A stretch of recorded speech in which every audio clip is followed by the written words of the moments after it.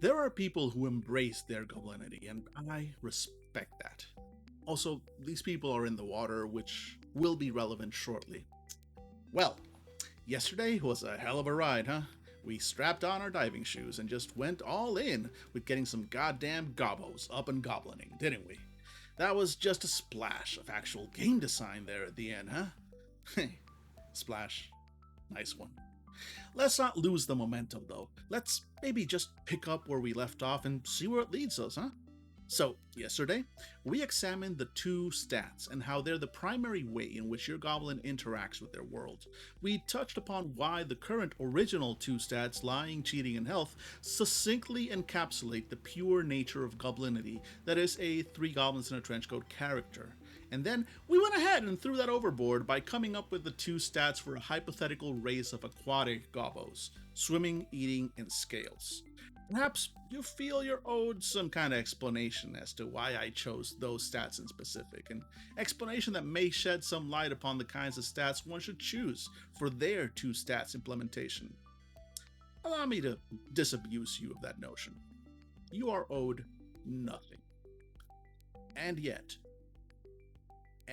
here I am, giving you just such an explanation. But why? When I just explicitly, cruelly, coldly declare that you were owed no such thing, I don't have to explain my two stats to you, and I don't have to explain why I choose to explain them regardless. It's not like I like you or anything. Baka. We chose swimming, eating, and scales as our two stats for a simple reason: because these are aquatic goblins. And look, let's take a glance at how aquatic beings behave. Yeah, they swim around, they eat things, and they have scales. Obviously. But Dan, you cry. Always crying, you.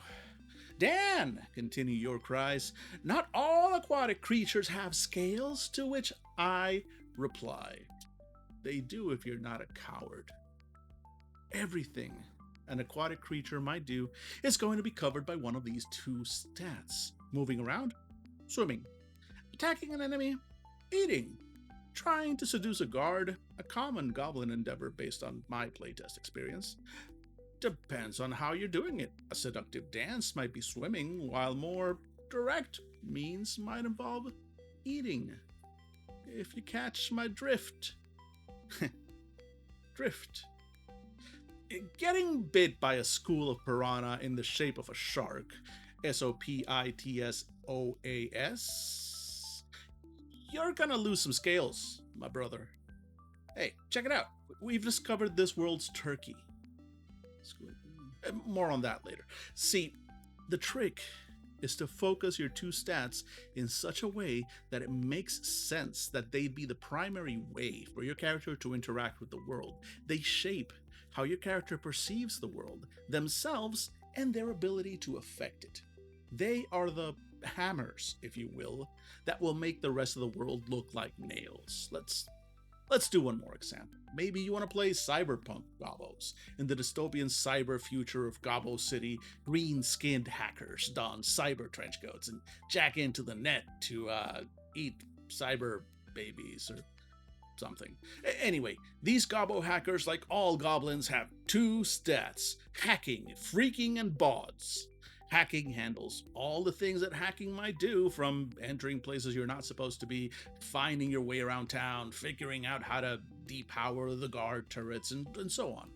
Freaking, on the other hand, is how your goblin is going to convince the bouncers at Club Cyber Zero to let you in without paying the cover charge, or fool the rent-a-cops into losing your trail and find out information on rival goblins. And bods, of course, are what you lose when you get hacked or freaked yourself. Getting the hang of it, chummers? Your two stats, as simple as they may be, are an invaluable tool for defining not just the general feel, the vibe, if you will, of the game, but also a way for you to define how you want your goblins, and therefore your players, to interact with the world. What they are not, however, is the only way for them to do so. You see, we're about to get wild and woolly tomorrow as we establish the other aspects of a gobbo: their features.